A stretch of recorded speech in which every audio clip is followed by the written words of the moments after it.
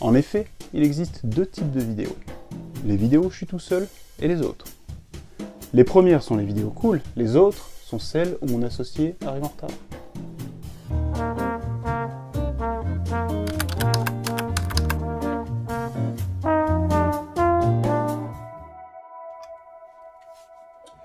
Oui, bonjour YouTube, donc c'était juste pour vous faire aujourd'hui un petit podcast. Donc j'aimerais parler d'un petit sujet qui nous concerne particulièrement aujourd'hui. Le sujet donc d'aujourd'hui, c'est les tremblements de terre en fait. La raison, c'est tout simplement parce qu'hier soir, nous avons été réveillés vers 11h35, 11h40 je crois, par un tremblement de terre assez puissant, même ici dans la région de Tokyo.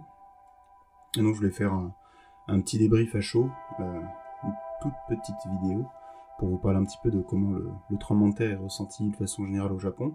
Nous ferons une autre vidéo probablement où on parlera plus particulièrement du cas du tremblement de terre qui a eu lieu, comme vous le savez, le 11 mars 2011. Donc j'étais présent à Tokyo à ce moment-là, donc je ferai une autre vidéo pour vous parler un petit peu plus en détail de notre expérience.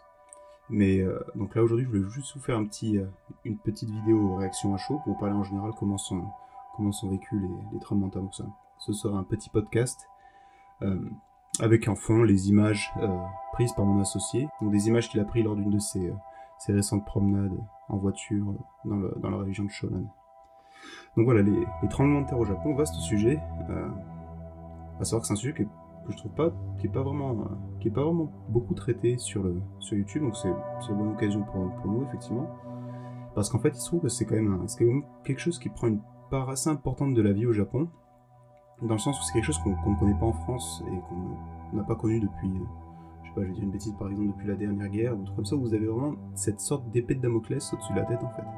Dans le sens où ça peut vraiment frapper n'importe où, et n'importe quand en fait. Donc à n'importe quel moment, potentiellement vous pouvez avoir un gros tremblement de terre qui va vous sortir de ce que vous êtes en train de faire, et qui va vous mettre dans un état de peur, parce qu'il faut bien comprendre une chose, quelque chose qu'on a un petit peu du mal effectivement à appréhender lorsqu'on vient de l'étranger, c'était mon cas quand je suis arrivé au Japon, parce que quand on arrive, avant d'avoir vécu un tremblement de terre, on l'attend peut-être même avec une certaine curiosité en fait. Et effectivement, le premier tremblement de terre que j'ai vécu, c'était un petit truc, vraiment pas quelque chose de très, très impressionnant. Ça devait faire à peu près 4-5 mois je pense que j'étais au Japon. Et effectivement, moi je l'ai trouvé ça presque même ludique en fait. Dans le sens où c'était nouveau pour moi, j'avais jamais ressenti de tremblement de terre. Et j'avais pas trouvé ça très impressionnant, j'étais dans un bâtiment en ce moment-là, j'étais en train de manger avec des amis. Et je voyais effectivement mes amis japonais qui étaient plus, effectivement, eux, en mode peur, en fait, tout simplement. Ils étaient dans l'attente, en fait. Genre, quand le tremblement de terre a commencé, je les ai vus se figer, se regarder tous dans le blanc des yeux, et attendre, en fait, vraiment en mode peur. Moi, j'étais là, presque dans ma tête, je disais, c'est ça, c'est tout. Je veux dire, il n'y a vraiment pas de quoi avoir peur. Et ça a duré pendant quelques années, jusqu'au fameux tremblement de terre de 2011, dont je ne parlerai pas plus aujourd'hui. Mais tout ça pour vous dire qu'en fait, une fois que vous avez vécu un vrai tremblement de terre, vous comprenez pourquoi les gens ont peur en fait, et vous avez peur aussi. Donc il faut bien savoir un truc, c'est qu'un tremblement de terre, ça fait très peur. Ça fait très peur. Donc on prend l'exemple d'hier soir, je venais de me coucher, donc j'étais dans mon futon tranquillement, ça faisait pas longtemps, ça faisait peut-être 20 minutes que j'étais dans mon futon, donc je commençais à rentrer un petit peu dans cet état de somnolence avancée, on va dire, quand le bruit, donc c'est un bruit vraiment très caractéristique. Donc en fait, il faut savoir que tout ce qui est autour de vous se met à bouger, donc ça comprend le sol, les bâtiments, tous les meubles, chaque stylo dans chaque tiroir, qui va se mettre à bouger, et c'est un bruit qui est très particulier, et qui, la plupart du temps, vient en crescendo. C'est-à-dire que le tremblement de terre, c'est pas toujours le cas, mais la plupart du temps, un tremblement de terre, ça va venir en crescendo. En fait, ça va partir petit, ça va augmenter en puissance, et ça va rebaisser. Et la particularité du tremblement de terre d'hier soir, c'est que d'une part, il était assez puissant. Les tremblements de terre, on en perçoit assez fréquemment quand même au Japon. C'est pas tous les jours, loin de là. Ce sera plus une fois tous les X mois. Mais la plupart du temps, c'est assez petit en fait, et ça ne dure vraiment que quelques secondes. Vous allez sentir le bâtiment bouger pendant 15 secondes, grand maximum, puis ensuite le bâtiment continue à bouger, mais vous sentez qu'en fait c'est juste l'inertie, en fait. C'est juste le bâtiment le seul à arrêter de trembler, c'est juste le bâtiment qui continue de tanguer en fait. Et mais hier soir, non, il était quand même particulièrement long. Je saurais pas vous dire, ça a peut-être tremblé pendant une bonne minute, et croyez-moi, c'est vraiment long. Parce que vous dites pas, vous savez pas jusqu'à quel moment il va augmenter en intensité. Parce que là, vous êtes peut-être dans votre lit en train de vous demander, ok, qu'est-ce qui va se passer, mais peut-être que 30 secondes plus tard, vous serez en train de mettre vos chaussures pour vous barrer en courant. Je vous dis ça parce que ça, c'est quelque chose que j'ai déjà vécu. Et ça fait très très peur. J'ai entendu dire des fois que les étrangers, quand ils arrivent au Japon, ils sont tout paniques, alors que les Japonais, eux, qui sont habitués, eux, ça va, pour eux, c'est tranquille. Alors, j'aurais tendance à dire que c'est complètement faux, et ça aurait même plutôt tendance à être l'inverse, en fait, comme je vous l'ai dit précédemment, à savoir que les étrangers qui arrivent au Japon, qui n'ont jamais vécu de tremblement de terre, eux, attendent très souvent le tremblement de terre un petit peu avec un petit peu amusement, d'une certaine façon. Non, pas amusement, avec plutôt de la curiosité, en fait. Qu'est-ce que c'est ? Alors que les Japonais qui, eux, savent ce que c'est, ils savent à quel point ça fait peur. Et une chose à savoir, en fait, c'est que quand le tremblement de terre est suffisamment puissant pour que vous ayez à quitter le bâtiment, c'est pas genre une fois que je suis dehors, ça va, je suis tranquille. Non. Parce qu'une fois que vous êtes dehors, effectivement, quand vous êtes dans un bâtiment, vous savez pas jusqu'à quel point le bâtiment pourra résister. Ça va dépendre de différents facteurs, en fait, que je pourrais vous détailler. Mais une fois que vous quittez le bâtiment, parce qu'effectivement, à un certain moment, il faut quitter le bâtiment, parce que le bâtiment potentiellement peut s'effondrer. Quand vous êtes dehors, que vous levez la tête, que vous voyez tous les lampadaires tanguer, vous voyez tous les câbles électriques danser dans tous les sens, vous vous sentez pas forcément plus safe une fois que vous êtes dehors, en fait. Ça, c'est bien quelque chose qu'il faut savoir. Et généralement, alors c'était pas le cas hier soir, mais très souvent quand vous avez un tremblement de terre, on va dire qui sort un petit peu de la normale qui arrive, surtout depuis effectivement que tout le monde a un smartphone dans la poche, vous avez quand même une petite alerte, une énorme alerte en fait qui se déclenche pour tout le monde quelques secondes avant généralement. Et des fois c'est une alerte dans le vent en fait, vous avez une alerte qui se déclenche parce qu'il y a un tremblement de terre qui a été détecté, mais finalement vous attendez, il se passe rien. Et ce qui est assez effrayant, c'est quand par exemple vous êtes dans un endroit, par exemple comme un train, un endroit qui est bondé, et que d'un coup vous avez toutes les alertes de tout le téléphone qui se déclenchent. Vous avez un silence de mort dans le train, et là vous êtes dans l'attente. En gros, qu'est-ce qui va nous tomber dessus ? Tout le monde pense la même chose. On attend tous qu'est-ce qui va se passer, comment ça va se passer. Est-ce que ça va être un gros truc ? Est-ce que ça va être un petit machin ? Est-ce que ce sera rien du tout ? Et cette attente est assez effrayante. Et vous avez également les chaînes de télévision aussi. Quand vous avez une télévision qui est allumée, bien souvent vont déclencher une alerte. Donc voilà, en quelques mots, qu'est-ce qui va déterminer si le bâtiment dans lequel vous êtes est sûr.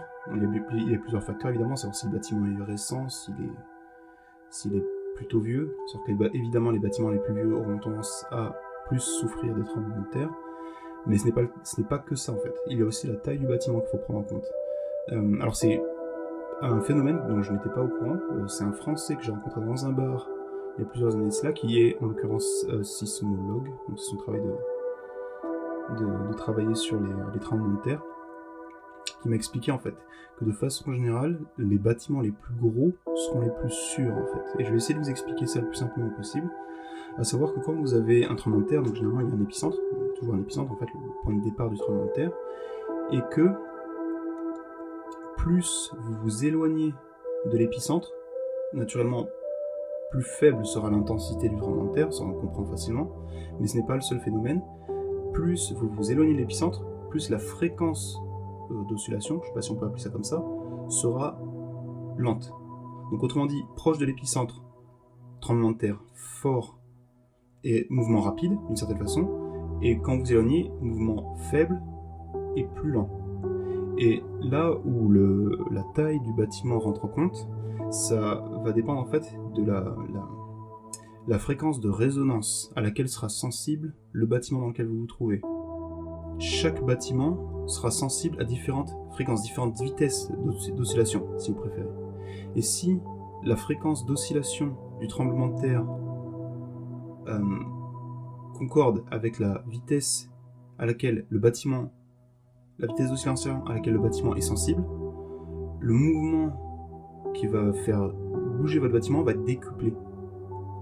Donc autrement dit, si le bâtiment dans lequel vous vous trouvez est sensible à la fréquence d'oscillation du tremblement de terre au moment où vous êtes en train de le vivre, il y a de fortes chances que le bâtiment en question, pas forcément qu'il aille s'écrouler, mais qu'il ramasse plus que les autres en fait. Et ça va dépendre de la taille du bâtiment.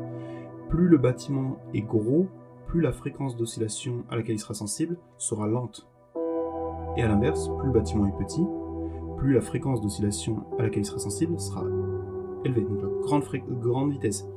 Autrement dit, quand vous êtes proche de l'épicentre, que l'oscillation est violente, donc l'oscillation est forte, ce sera les petits bâtiments à la fréquence d'oscillation élevée qui seront plus sensibles.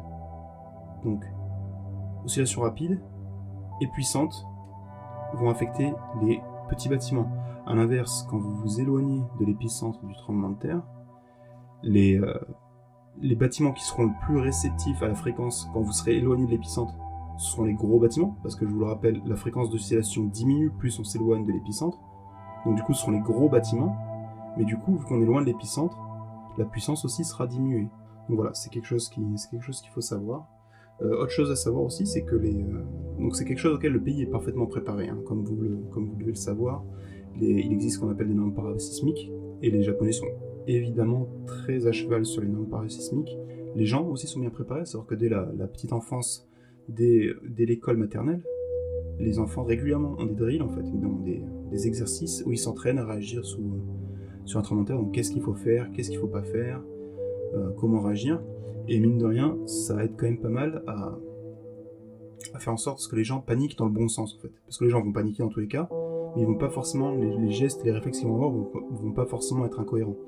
Ils vont pas, par exemple, se ruer vers l'ascenseur pour quitter le bâtiment, non. Et puis, ils vont savoir que l'ascenseur, de toute façon, il va s'arrêter si c'est pas déjà le cas, donc ils vont plutôt partir en direction des escaliers. Ce genre de choses. Bon, moi, je crois que c'est à peu près tout ce que j'avais à vous dire pour aujourd'hui.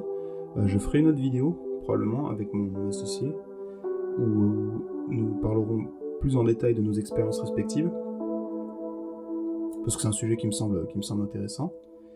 Et donc voilà. Donc, merci beaucoup d'avoir écouté. À la prochaine. Ciao, ciao.